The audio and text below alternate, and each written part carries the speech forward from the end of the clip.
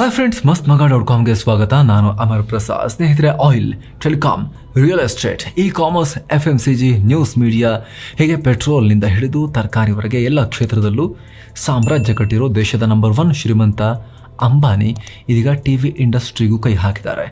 ದೇಶದ ಅತಿದೊಡ್ಡ TV channel network star ಸಮೂಹವನ್ನು ಖರೀದಿ ಮಾಡೋಕೆ ಪ್ಲಾನ್ ಮಾಡ್ತಿದ್ದಾರೆ. ಸ್ಟಾರ್ ಚಾನೆಲ್ಗಳು ಇನ್ಮೇಲೆ ಜಿಯೋ ಅಥವಾ ರಿಲಯನ್ಸ್ ಚಾನೆಲ್ಗಳಾಗಲಿವೆ. ಹಾಗೆ ನೋಡಿದ್ರೆ ರಿಲಯನ್ಸ್ ಈಗಾಗಲೇ OTT ಟಿವಿ ಇಂಡಸ್ಟ್ರಿಗೂ ಕಾಲಿಟ್ಟಾಗಿದೆ. ವೈಕಾಮ್ 18ನ ಕಲರ್ಸ್, ನ್ಯೂಸ್ 18 ಚಾನಲ್ಗಳು ಇವೆ. ಆದರೆ ಅಂಬಾನಿ ಸ್ಪೆಷಲ್ ಏನು ಅಂದರೆ, ತಾವು ಯಾವುದೇ ಕ್ಷೇತ್ರಕ್ಕೆ ಕಾಲಿಟ್ಟರೂ ಕೂಡ ದೊಡ್ಡ ಟಾರ್ಗೆಟ್ಗೆ ಕೈ ಹಾಕ್ತಾರೆ. ಕಾಂಪಿಟೇಟರ್ಸ್ ಇರಬಾರ್ದು, ತಾವೇ ನಂಬರ್ 1 ಕಿಂಗ್ ಆಗಬೇಕು, ಆ ರೀತಿ ದೊಡ್ಡ ದೊಡ್ಡ ಹೆಜ್ಜೆ ಇಡ್ತಾರೆ. ಇದೀಗ OTT ಟಿವಿ ಇಂಡಸ್ಟ್ರಿ ಮೇಲೂ ಕೂಡ ಅಂಬಾನಿ ಏಕಸ್ವಾಮ್ಯ ಸಾಧಿಸೋಕೆ ಮುಂದಾಗಿದ್ದಾರೆ.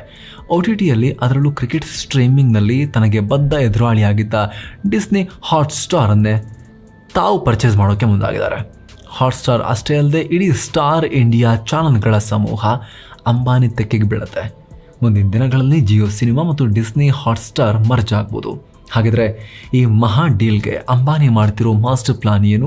ಅಷ್ಟಕ್ಕೂ ಡಿಸ್ನಿ ಯಾಕೆ ಸ್ಟಾರ್ ಇಂಡಿಯಾನ ಸೇಲ್ ಮಾಡ್ತಾ ಇದೆ ಅಂತ ಅನಿವಾರ್ಯತೆ ಡಿಸ್ನಿಗೆ ಏನಿದೆ? ಅಥವಾ ಇದರ ಹಿಂದೆ ಅಂಬಾನಿ ಉರುಳಿಸಿರೋ ಆ ದಾಳ ಅಂತಾರಲ್ಲ, ಎಂಥದ್ದು?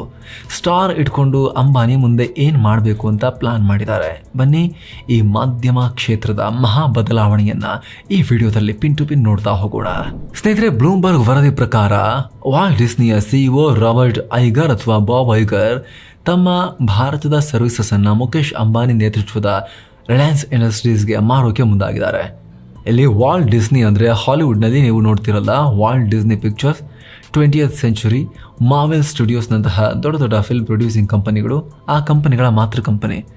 ಅಮೆರಿಕದಲ್ಲಿ ಇದು ದೊಡ್ಡ ಕಾಂಗ್ಲೋಮರೇಟ್ ಅಂದರೆ multi industry company. ESPN, National Geographic ಚಾನಲ್ಗಳನ್ನು ಇದೇ ನಡೆಸೋದು. ಜೊತೆಗೆ ಡಿಸ್ನಿ ಲ್ಯಾಂಡ್ ನಂತಹ theme park, amusement park, comic book, film, music, video game, ಹೀಗೆ ಇದು ಕೂಡ ಎಲ್ಲ ಕ್ಷೇತ್ರದಲ್ಲೂ ಕೈ ಚಾಚಿದೆ. ಸೊ ಈ ವಾಲ್ಟ್ ಡಿಸ್ನಿ ಭಾರತದಲ್ಲಿ ಸ್ಟಾರ್ ಇಂಡಿಯಾ ನೆಟ್ವರ್ಕ್ ಕೆಳಗೆ 8 ಭಾಷೆಯಲ್ಲಿ 70 ಟಿವಿ ಚಾನಲ್ಗಳು ಹಾಗೂ ಡಿಸ್ನಿ ಹಾಟ್ಸ್ಟಾರ್ ಅನ್ನೋ OTT ಪ್ಲಾಟ್ಫಾರ್ಮ್ಸ್ ಅನ್ನು ಹೊಂದಿದೆ.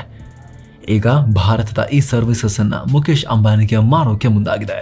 ವರದಿ ಪ್ರಕಾರ ಡಿಸ್ನಿ ತನ್ನ ಆಸ್ತಿಗಳ ಮೌಲ್ಯ $10 ಬಿಲಿಯನ್, ಅಂದರೆ ಇವತ್ತಿನ $ರೂಪಿ ಕನ್ವರ್ಷನ್ ಪ್ರಕಾರ 83,000 ಕೋಟಿ ರೂಪಾಯಿ ಅಂತ ಹೇಳ್ತಾ ಇದೆ. ಆದರೆ ರಿಲಯನ್ಸ್ ಮಾತ್ರ $10 ಬಿಲಿಯನ್ ಎಲ್ಲ ಆಗಲ್ಲ, $7-8 ಬಿಲಿಯನ್ ಕೊಡ್ಬೋದು ಅಂತ ಹೇಳ್ತಾ ಇದೆ.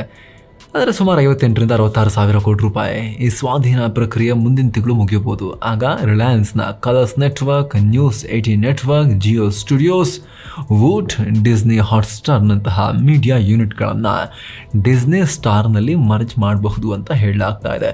ಜೊತೆಗೆ ಡಿಸ್ನಿ ಸ್ಟಾರ್ನ ಮೆಜಾರಿಟಿ ಶೇರ್ಸನ್ನು ರಿಲಯನ್ಸ್ಗೆ ಮಾರಿದ್ರೂ ಮೈನಾರಿಟಿ ಪಾರ್ಟ್ನರ್ ಆಗಿ ಮುಂದುವರಿಬಹುದು ಅಂತ ಹೇಳಲಾಗ್ತಾ ಇದೆ.